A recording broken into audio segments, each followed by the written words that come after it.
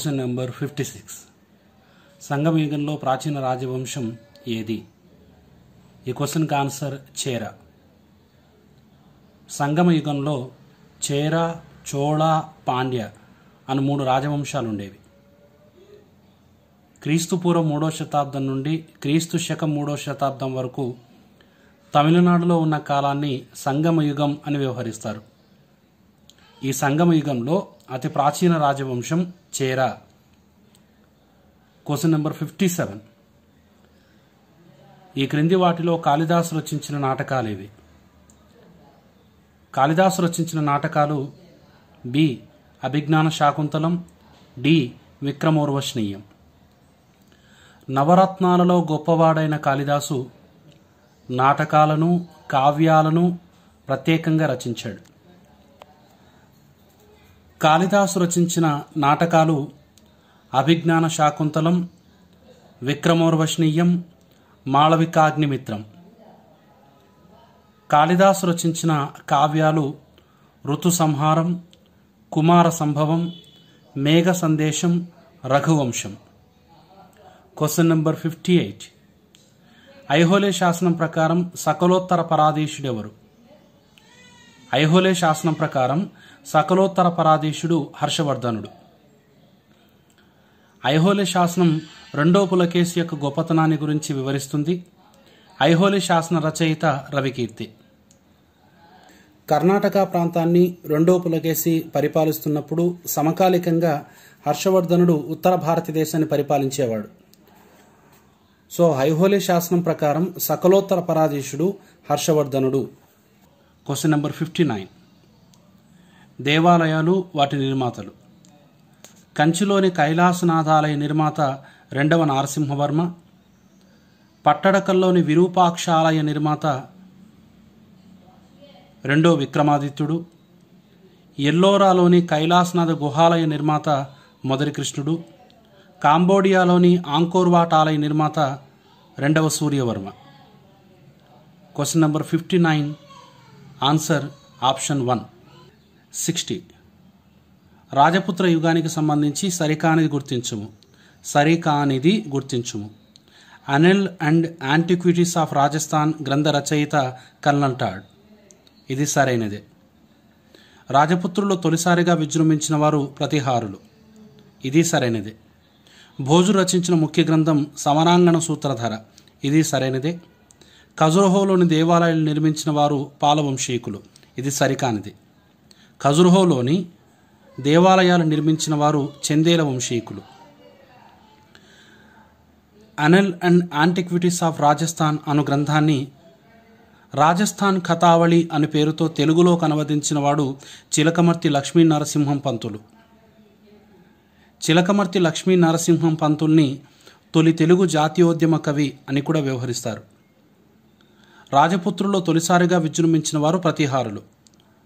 కనోజ్ అను ప్రాంతం కోసం పాల, ప్రతిహార, రాష్ట్రకూట అను 3 రాజవంశీకులు పోరాటం చేస్తారు. ఇందులో ప్రతిహారులు కనోజ్ను ఆక్రమించుకుని రాజపుత్రుల్లో తొలిసారిగా విజృంభించిన వారు. భోజుడు రచించిన సమరాంగణ సూత్రధర శిల్పశాస్త్రంపై రచించబడింది. Question number 61.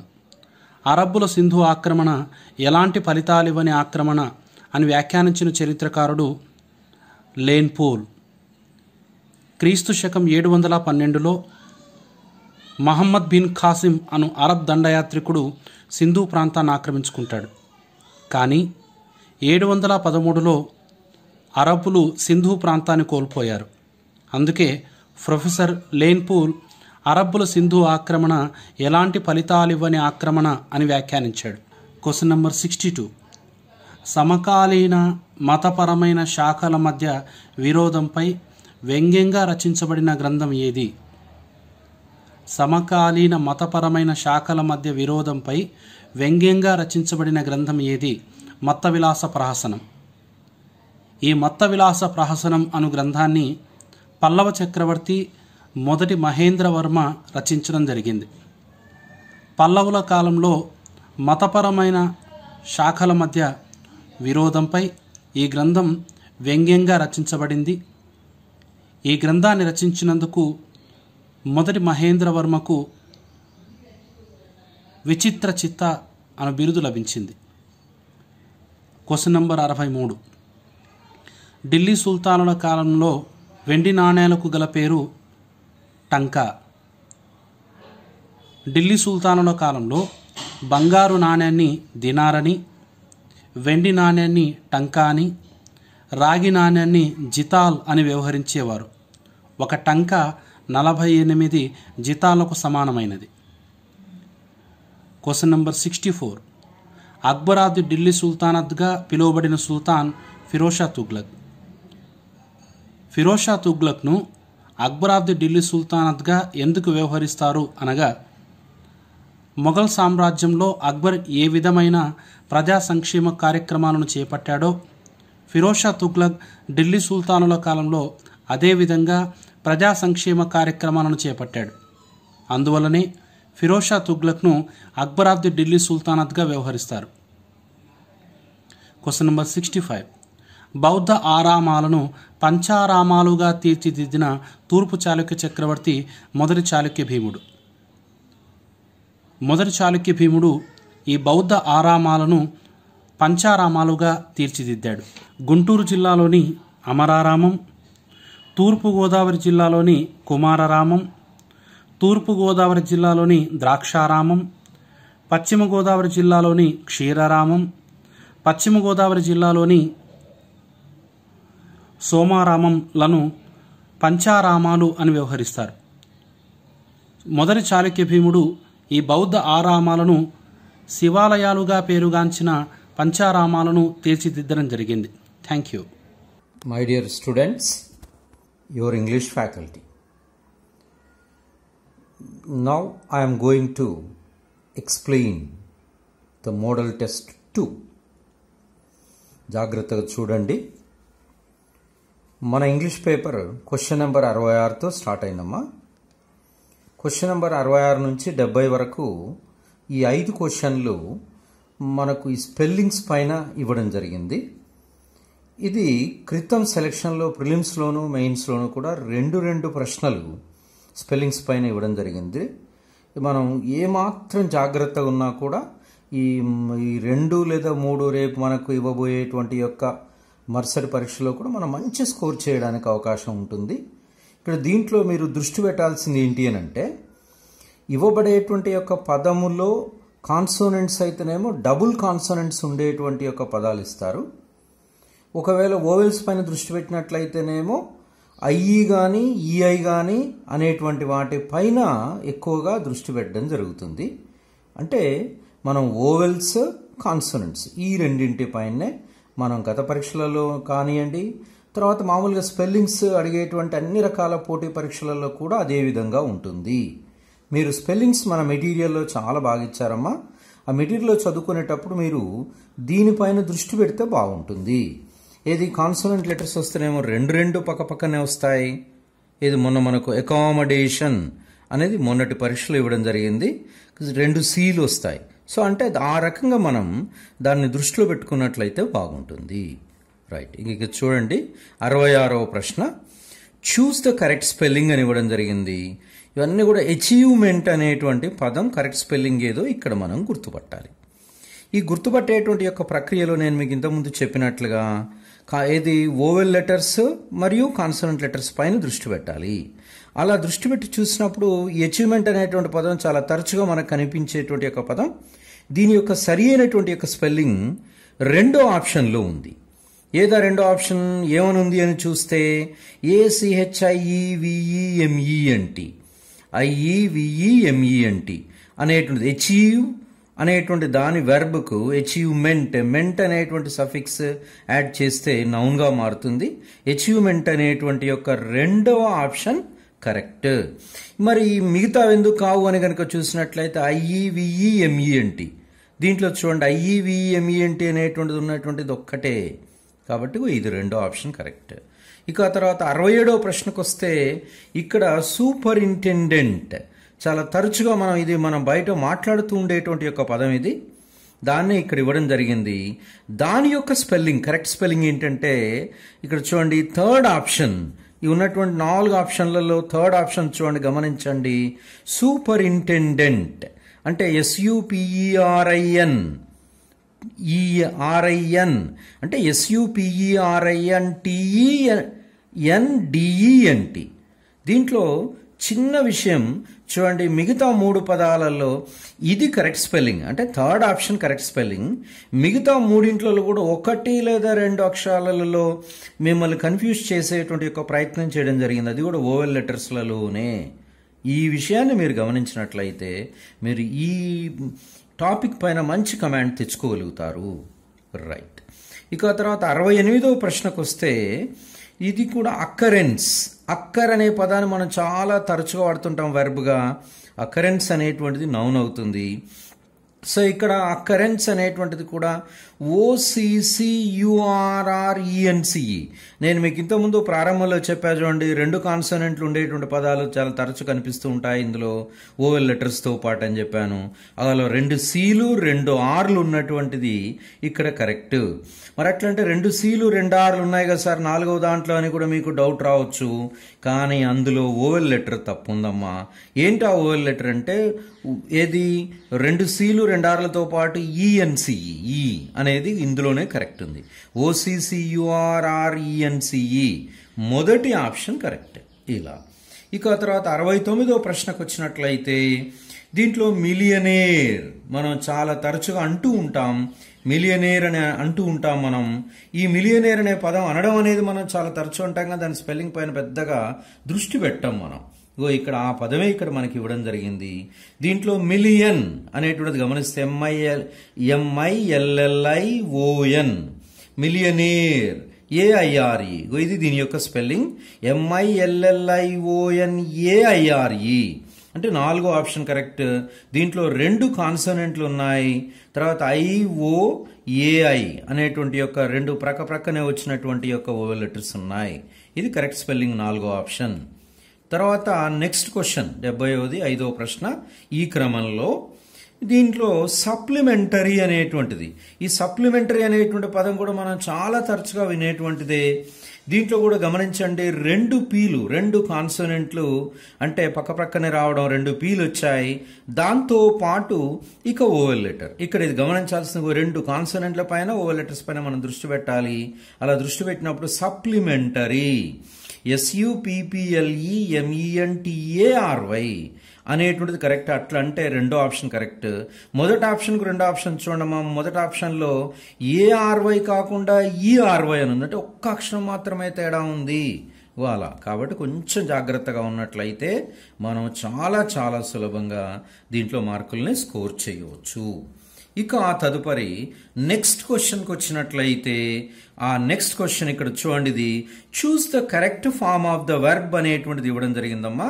ఈ choose the correct form of the verb అనేటువంటి దాంట్లో మనకు క్రితం సెలక్షన్లో ప్రిలిమ్స్లోను మెయిన్స్లోను గమనించినట్లయితే 2 నుంచి 3 ప్రశ్నలకు తక్కువ కాకుండా అడిగారు.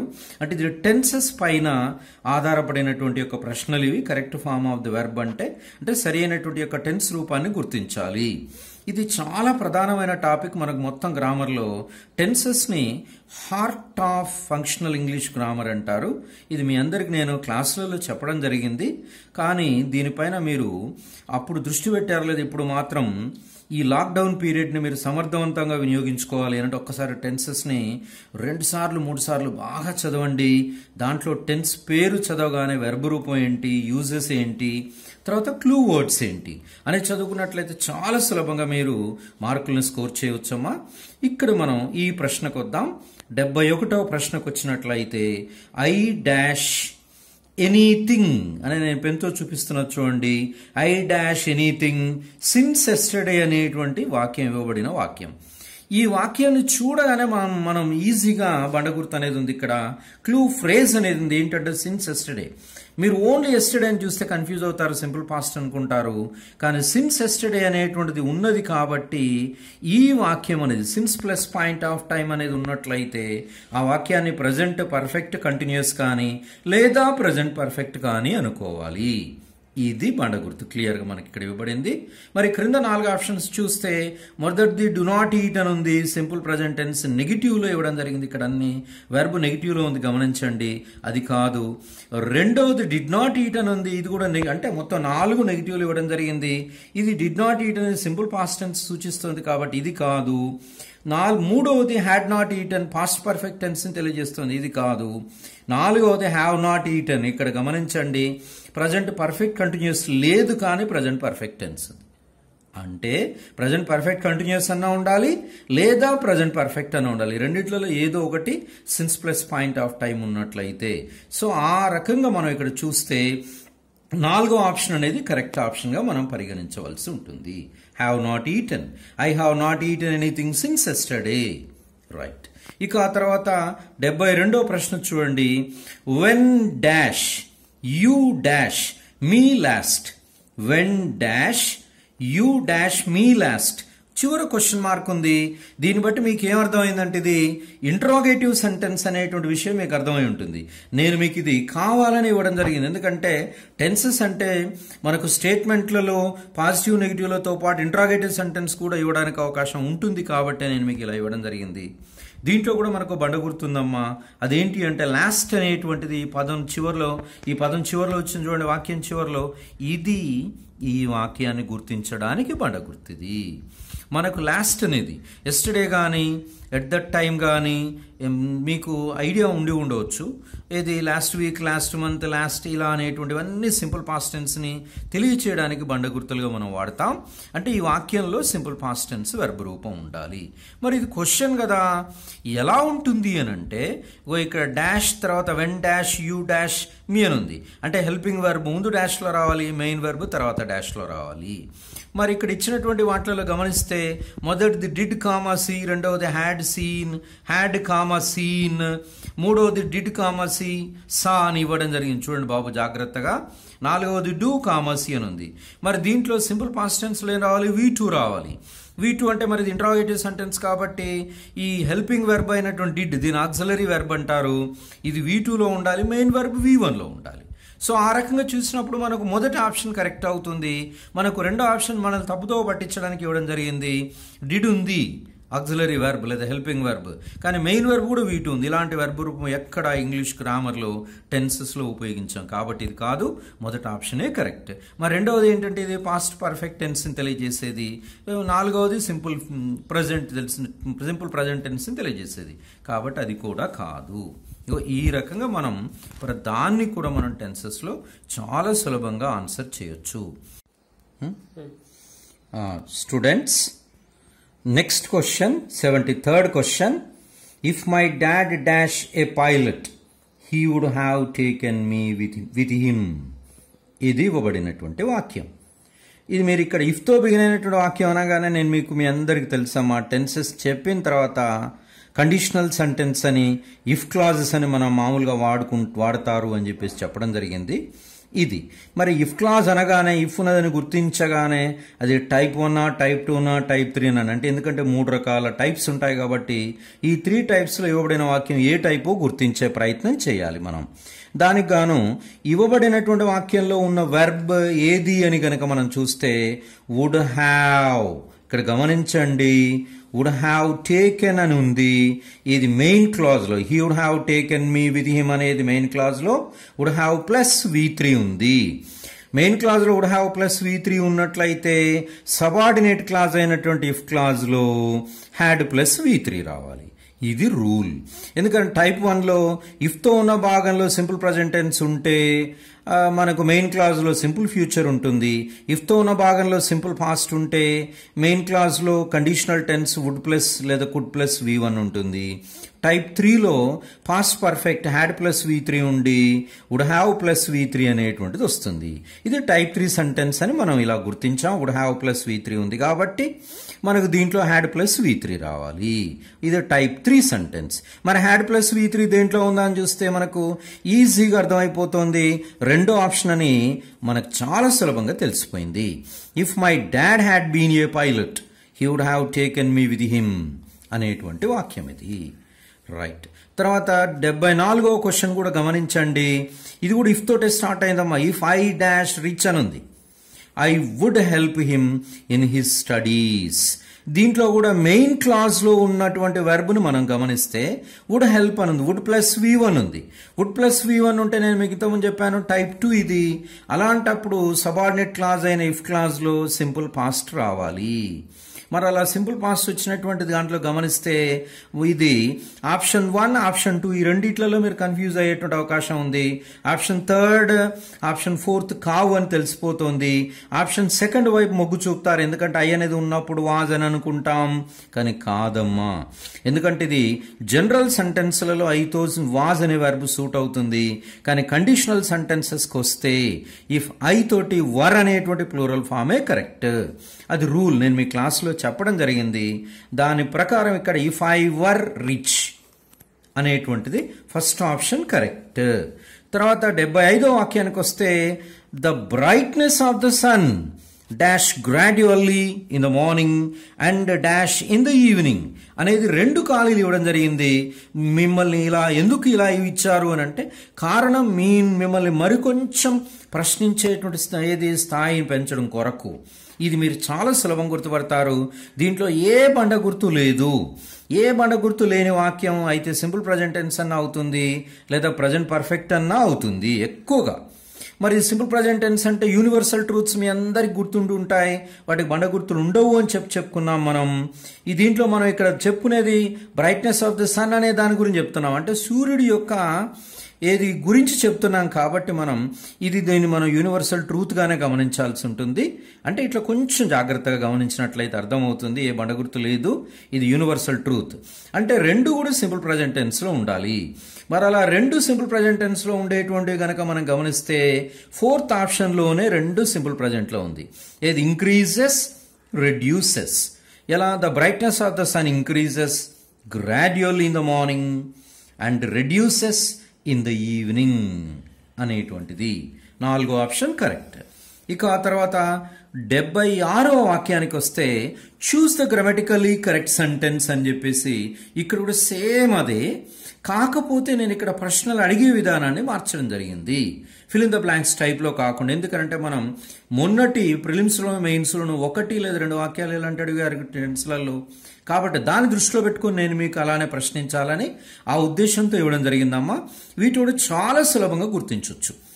అంటే ఇవ్వబడినటువంటి ఏంటి టెన్స్ని ఆధారంగా చేసుకుని సరి అయినటువంటి గ్రామటికల్ కరెక్ట్ సెంటెన్స్ ఏదో మనం గుర్తించడమే తప్ప వేరే మరొకటి ఏమీ కాదు. అంటే టెన్స్ని ఆధారం చేసుకుని. ఇక ఈ 4 కూడా క్వశ్చన్ ఇవ్వడం జరిగింది, గమనించండి. ఏమని హౌ లాంగ్ అని. How long you have been waiting అని మొదటిది, how long have you been waiting అని రెండవది, how long have been you waiting అని మూడవది, how long had you been waiting అనేటువంటిది. ఇలా చూసినప్పుడు మీ అందరికీ తెలుసు హౌ లాంగ్ తర్వాత హౌ మెనీ తర్వాత హౌ ఆఫెన్ తర్వాత నెక్స్ట్ ఏం రావాలంటే హెల్పింగ్ వెర్బ్ వస్తుంది, తర్వాత సబ్జెక్ట్ వస్తుంది, తర్వాత మరొక హెల్పింగ్ వెర్బ్, తర్వాత main verb.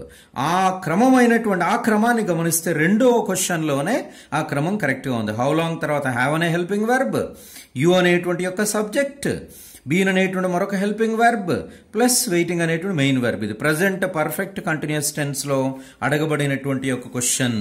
How long have you been waiting here అనేటువంటిది కరెక్ట్ క్వశ్చన్. మళ్ళా అంటే ఈ 3వది మీకు హౌ లాంగ్ హ్యావ్ బీన్ అని ఉంది చూడండి. ఇక్కడ మిమ్మల్ని కన్ఫ్యూజ్ చేయడానికి సబ్జెక్ట్ ఇవ్వకుండా మరొక హెల్పింగ్ వెర్బ్ ఇచ్చారు. ఇలా ఉండదు. Helping verb plus subject plus helping verb plus main verb, ఇది క్వశ్చన్లలో ఉండేటువంటి యొక్క ఆర్డర్. తర్వాత 77వ ప్రశ్నకు వస్తే ఇది కూడా సేమ్ ఆ రకమైనటువంటిది. ఇక్కడ దీంట్లో మై సిస్టర్ అన్నింటిలో చూడండి ఒకటే వాక్యాన్ని ఇవ్వడం జరిగింది. దాంట్లో ఇక గమనించండి, my sister have been painted the wall, my sister has been painted the wall, my sister has painted the wall, my sister had been painted the wall.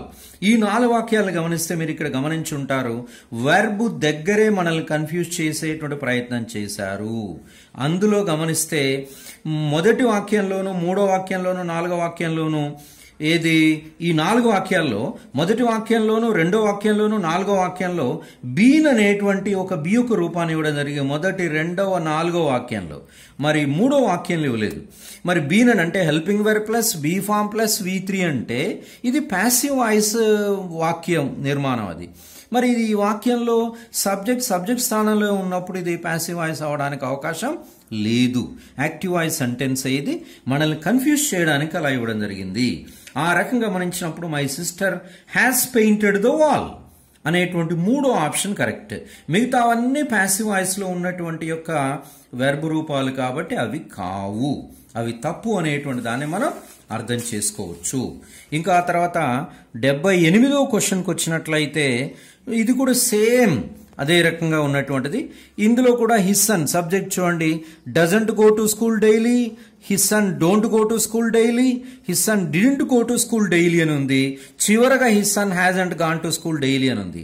ఈ వాక్యాన్ని గమనిస్తే మీకు చాలా చాలా సులభంగా ఈ వాక్యంలో సరి అయినటువంటి సమాధానాన్ని ఆప్షన్ గుర్తుపడతారు. అది ఎలా అంటే ఇందులో క్లూ వర్డ్ ఉందమ్మా. అదేంటి అంటే వాక్యం చివర డైలీ అనేటువంటిది మనకి ఇక్కడ క్లూ వర్డ్ ని గమనించవచ్చు. ఈ క్లూ వర్డ్ చూడగానే ఇది సింపుల్ ప్రజెంట్ టెన్స్ ని తెలియజేసేటువంటి క్లూ వర్డ్ ఇది. మరి అలాంటప్పుడు ఎలా ఉండాలి? వెర్బ్ V1 లో ఉండాలి సింపుల్ ప్రజెంట్ టెన్స్ లో. మరి ఇందులో V1 అంటే సార్ మొదటి ఆప్షన్ రెండో ఆప్షన్ ఉంది కదా ఈ రెండిట్లలో అని అనుకుంటారు. కానీ హిస్ అనే సబ్జెక్ట్ థర్డ్ పర్సన్ సింగులర్ కాబట్టి దానికి వెర్బ్ కు SES ఉండేటువంటి రూపం రావాలి. ఆ రకంగా చూసినప్పుడు డజంట్ గో అనేది కరెక్ట్, డోంట్ గో అనేటువంటిది ఇక్కడ తప్పు అవుతుంది. ఎందుకంటే సబ్జెక్ట్ థర్డ్ పర్సన్ సింగులర్ కాబట్టి ఆప్షన్ తప్పు, మొదటి ఆప్షనే కరెక్ట్. రైట్. ఇక 79వ క్వశ్చన్ చూస్తే సేమ్ ఇది కూడా అన్నిట్లలో 4 వాక్యాలను కూడా సేమ్ ఒకటే వాక్యాన్ని 4 రకాలుగా వెర్బ్ రూపాన్ని మిమ్మల్ని తప్పుదో పట్టించే విధంగా ఇస్తూ ఇవ్వడం జరుగుతుంది. ఇక్కడ వీటిలలో గమనించండి. ఇక్కడ ఏంటంటే the camel has been called the ship of the desert మొదటి వాక్యం, the camel is called the ship of the desert రెండో వాక్యం, మూడో వాక్యం the camel was called the ship of the desert అనేది మూడో వాక్యం, నాలుగవ the camel calls the ship of the desert అనేటువంటిది నాలుగో వాక్యం. ఇందులో మీ అందరికీ తెలుసమ్మా ఇది టెన్స్లలో చెప్పినప్పుడు దీన్ని పెద్దగా దృష్టిలో పెట్టకుండా యాక్టివ్ టు ప్యాసివ్ వాయిస్ చెప్పినప్పుడు ఈ వాక్యాన్ని మీకు చెప్పడం జరుగుతుంది. ఈ వాక్యం ప్యాసివ్ వాయిస్లో ఉన్నటువంటి వాక్యం ఇది. దీని యొక్క యాక్టివ్ వాయిస్ వాక్యం ఏంటంటే people call the camel the ship of the desert అంటారు. మరి ఇక్కడ పీపుల్ అనే సబ్జెక్ట్గా వచ్చినప్పుడు బై పీపుల్ అనేది రాదు. కాబట్టి ఇక్కడ ఆన్సర్ ఏముంటుంది? The camel is called simple present tense లో ఉన్నటువంటి ప్యాసివ్ వాయిస్ లో ఉన్నటువంటి వాక్యం ఇది. The camel is called the ship of the desert. తర్వాత మీరు ఇది ఎక్స్ప్లెనేషన్ విన్న తర్వాత ఈ వాక్యాన్ని యాక్టివ్ వాయిస్ వాక్యాన్ని రాసుకుని ప్యాసివ్లోకి మార్చి ఇది చెక్ చేసుకోండి, మీకు తెలుస్తుంది. దీని యాక్టివ్ వాయిస్ వాక్యం ఏంటంటే people call the camel the ship of the desert అనే వాక్యాన్ని రాసుకుని తర్వాత దీన్ని చెక్ చేసుకోండి, మీకే తెలిసిపోతుంది. రెండో ఆప్షన్ కరెక్ట్ ఇక్కడ. ఇక చివరి క్వశ్చన్ మనం గమనిస్తే if you run fast, if unless if అని ఇవ్వడం జరిగిందమ్మా. అంటే మరొకసారి మిమ్మల్ని కండిషనల్ సెంటెన్సెస్ లేదా ఇఫ్ క్లాజెస్ పైన ప్రశ్నించేటువంటి ప్రయత్నం చేయడం జరిగింది. దీంట్లో మొదటి వాక్యాన్ని గమనిద్దాం. ఇఫ్ యూ రన్ ఫాస్ట్, ఇది if you run fast if clause లో రన్ V1 ఉంది, సింపుల్ ప్రజెంట్ టెన్స్ ఉంది, తర్వాత మెయిన్ క్లాజ్ లో వుడ్ క్యాచ్ అని ఉంది. ఇది తప్పు. ఇక్కడ ఇఫ్ తో ఉన్న భాగంలో సింపుల్ ప్రజెంట్ టెన్స్ ఉంటే ఇక్కడ సింపుల్ ఫ్యూచర్ రావాలి మెయిన్ క్లాజ్ లో. కాబట్టి ఇది మొదటి ఆప్షన్ తప్పు, ఇక్కడ తప్పు ఉంది. రెండవది unless you work hard, if తో పాటు అన్లెస్ తో కూడా మనం కండిషనల్ సెంటెన్సెస్ రాయొచ్చు. ఇక్కడ వెర్బ్ ఏమనుంది? అన్లెస్ తో సబార్డినేట్ క్లాజ్ లో సింపుల్ ప్రజెంట్ టెన్స్ V1 ఉంది. మరి ఇక్కడ కూడా సింపుల్ ఫ్యూచర్ రావాలి. ఇక్కడ వుడ్ హ్యావ్ అని ఉంది కాబట్టి ఇది తప్పు. వుడ్ హ్యావ్ పాస్డ్ అని టైప్ 3 లో ఉండేటువంటిది మెయిన్ క్లాజ్ లో వచ్చింది కాబట్టి ఇది తప్పు. మూడోది చూడండి, if you had practised well అని ఉన్నది గమనించారు. ఇది వెల్ బాబు. ఇది if you had practised well, had practised అనేది వెర్బ్ అంటే ఇది పాస్ట్ పర్ఫెక్ట్ టెన్స్ లో ఉంది. అంటే టైప్ 3 ఇది మెయిన్ క్లాజ్ లో వుడ్ హ్యావ్ ప్లస్ V3 ఉండాలి. ఎస్, ఇక్కడ కూడా కరెక్ట్ ఉంది. అంటే థర్డ్ ఆప్షన్ కరెక్ట్. మరి ఫోర్త్ ఆప్షన్ కరెక్టో కాదో చూద్దాం. దీంట్లో ఇఫ్ తో ఉన్న భాగంలో వెంట్ V2 తో ఉంది వెర్బ్. ఇక్కడ V2 ఉంటే ఇక్కడ వుడ్ ప్లస్ V1 ఉండాలి. Would are could plus V1 ఉండాలి, లేకుండా విల్ ప్లస్ V1 ఉంది. కాబట్టి ఇది తప్పు, ఈ వెర్బ్ కూడా తప్పు. అంటే థర్డ్ ఆప్షనే కరెక్ట్. మీరు టెన్సెస్ ని బాగా ఆన్సర్ చేయాలి అంటే రేపు మీకు జరగబోయే ప్రిలిమ్స్ కానీ మెయిన్స్లలో ప్రతి పరీక్షలో మీరు మంచి మార్కులు సాధించాలంటే టెన్సెస్ ని వెర్బ్ ఫామ్ చదవండి, యూజెస్ చదవండి, క్లూ వర్డ్స్ చదవండి. అద్భుతంగా మీరు ఆన్సర్ చేయగలుగుతారు. Wish you all the best my dear students. Right.